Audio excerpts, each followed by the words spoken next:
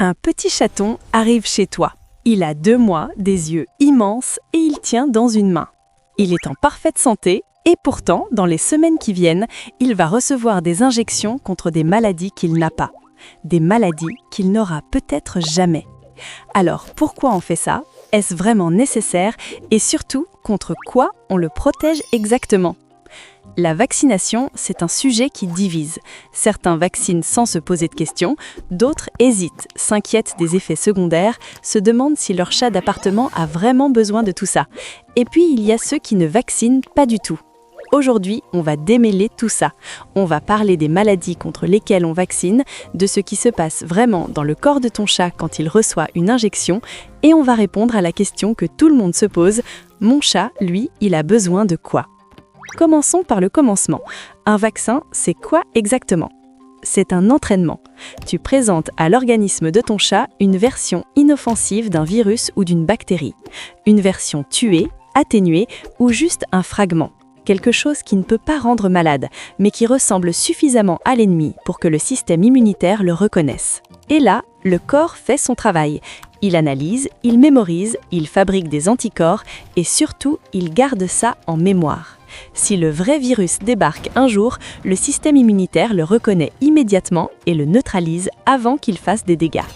C'est comme un exercice d'incendie. On simule le danger pour être prêt le jour où il sera réel.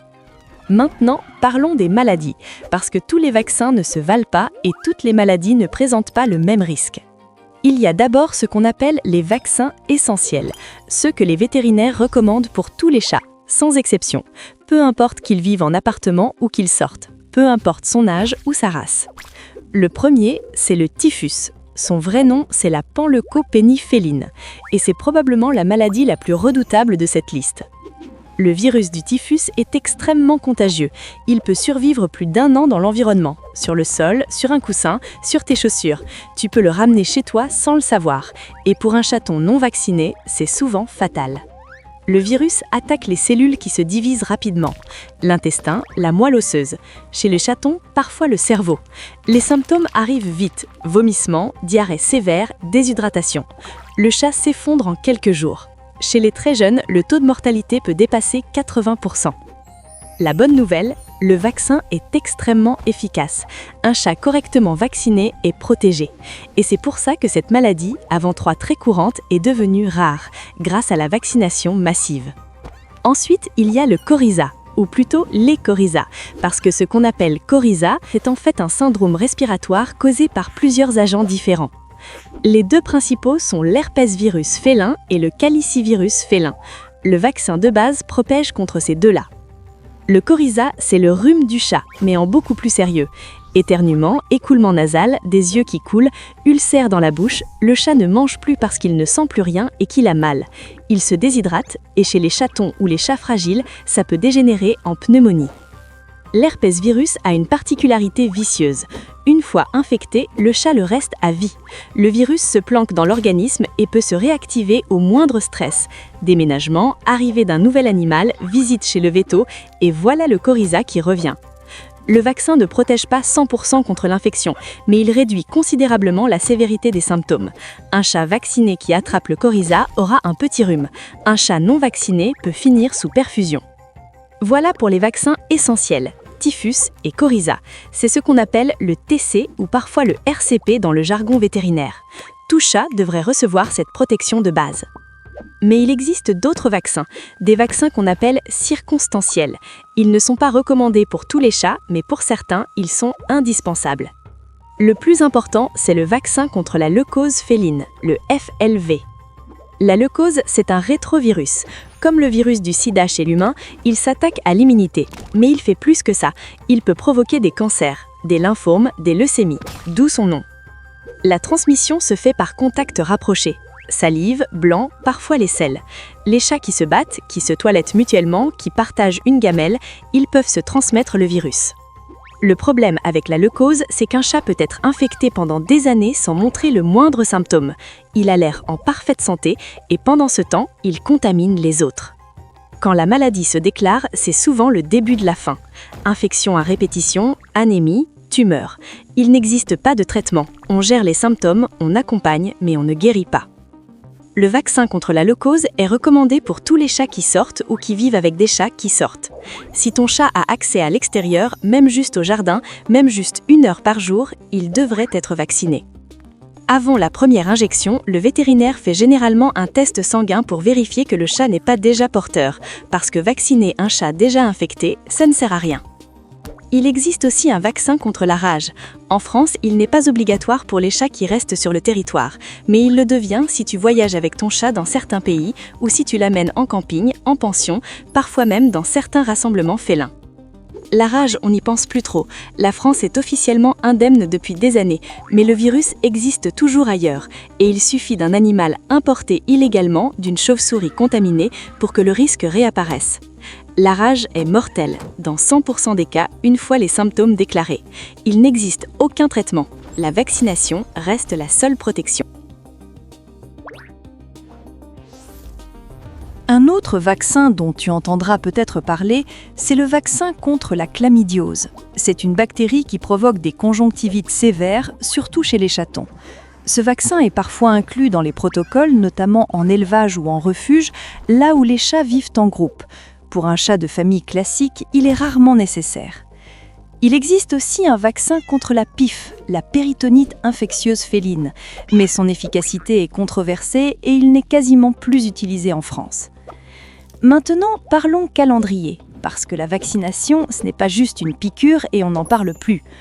Un chaton naît avec une protection temporaire, les anticorps de sa mère transmis par le colostrum, le premier lait. Cette immunité maternelle le protège pendant ses premières semaines de vie, mais il diminue progressivement. Et pendant qu'elle diminue, elle bloque aussi l'efficacité des vaccins. C'est pour ça qu'on ne vaccine pas un chaton trop tôt, et c'est pour ça qu'on fait plusieurs injections. Le protocole classique, c'est une première injection vers 8 semaines, puis un rappel 3 à 4 semaines plus tard, vers 12 semaines, et parfois un troisième rappel vers 16 semaines, notamment pour le typhus. Ces rappels ne sont pas optionnels. Un chaton qui ne reçoit qu'une seule injection n'est pas correctement protégé. C'est la série complète qui construit l'immunité. Ensuite, un rappel 1 an après, puis des rappels réguliers tout au long de la vie. La fréquence dépend du vaccin et des recommandations de ton vétérinaire. Pour certains vaccins, c'est tous les ans. Pour d'autres, 3 ans peuvent suffire. Et les chats adultes jamais vaccinés alors? C'est trop tard pour eux? Pas du tout. On peut vacciner un chat à tout âge. Le protocole est légèrement différent, généralement 2 injections à quelques semaines d'intervalle pour construire l'immunité, mais c'est tout à fait possible et recommandé. Un chat adulte qui n'a jamais été vacciné n'a aucune protection. S'il croise le virus du typhus, il est aussi vulnérable qu'un chaton. Parlons maintenant des effets secondaires, parce que c'est souvent ça qui inquiète. La grande majorité des chats tolèrent bien les vaccins. Les effets secondaires les plus courants sont bénins et temporaires. Une petite fatigue pendant 1 jour ou 2, une légère sensibilité à l'endroit de l'injection, parfois une petite boule qui se forme sous la peau et qui disparaît en quelques semaines. Les réactions allergiques sévères existent, mais elles sont rares. On parle de moins d'1 cas sur 10 000, et les vétérinaires sont formés pour les gérer. Il y a une complication plus sérieuse dont tu as peut-être entendu parler. Le fibrosarcome, c'est une tumeur qui peut se développer à l'endroit d'une injection. Pas seulement les vaccins d'ailleurs, certains médicaments injectables sont concernés. C'est une complication réelle, mais elle est extrêmement rare. Les études parlent d'environ 1 cas sur 10 000 à 1 cas sur 30 000 injections. Et les pratiques vétérinaires ont évolué pour réduire ce risque.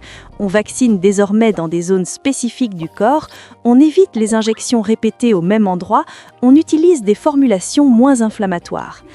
Le risque du fibrosarcome existe, mais il doit être mis en balance avec le risque des maladies contre lesquelles on vaccine, et ce calcul penche largement en faveur de la vaccination. Alors, ton chat à toi, il a besoin de quoi ? Si ton chat vit strictement à appartement, qu'il ne sort jamais, qu'il n'a aucun contact avec d'autres chats, le vaccin de base reste recommandé. Le typhus peut entrer chez toi sur tes chaussures, le coryza peut t'attraper chez le vétérinaire, en pension, n'importe où il y a d'autres chats. Si ton chat sort, même un peu, même juste dans le jardin, ajoute la leucose. Le risque de rencontrer un chat porteur est réel. Si tu voyages avec ton chat, renseigne-toi sur la rage. Certaines destinations l'exigent et le vaccin doit être fait suffisamment à l'avance. Et dans tous les cas, parle avec ton vétérinaire. Il connaît la situation sanitaire de ta région, le mode de vie de ton chat, ses éventuels problèmes de santé. Il peut adapter le protocole à ta situation précise. La vaccination, ce n'est pas de la paranoïa, ce n'est pas du marketing vétérinaire, c'est de la prévention. Les maladies contre lesquelles on vaccine existent toujours, elles circulent, elles tuent encore chaque année des chats qui auraient pu être protégés par quelques injections. Et en vaccinant ton chat, tu ne le protèges pas seulement lui, tu protèges aussi les autres chats qu'il pourrait croiser. Les chatons trop jeunes à être vaccinés, les chats immunodéprimés qui ne peuvent pas l'être. C'est ce qu'on appelle l'immunité collective. Plus il y a de chats vaccinés, moins les virus circulent, moins ils ont d'occasion de frapper. Ton chat compte sur toi pour faire les bons choix, et maintenant tu as les infos pour les faire. Si tu as appris quelque chose aujourd'hui, un petit pouce, ça fait toujours plaisir. Et si tu as des questions sur la vaccination de ton chat ou si tu veux partager ton expérience, les commentaires sont là pour ça. À bientôt pour une prochaine vidéo.